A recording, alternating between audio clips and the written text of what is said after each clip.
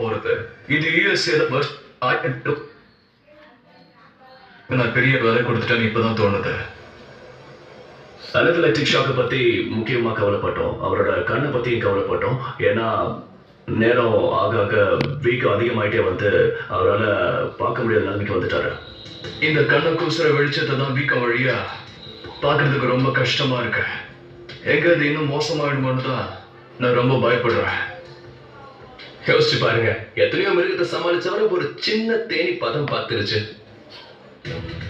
ஆனா அனிமல்ஸ் மட்டும் நம்மளை ஃபாலோ பண்ணல.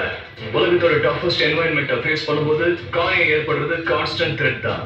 ஒரு சின்ன ஸ்லிப் ஆனாலே எல்லாமே தவறி போக சான்ஸ் இருக்கு. நான் தேடுவது ஒரு சூடான சாகசம். என்னோட பயிற்சியாளர் இந்த ஷாட்டை ரொம்ப விரும்புவாரு. நான் வந்துட்டேன். ஓ நல்லா இருக்கு, ஆனா சூடா இருக்கு.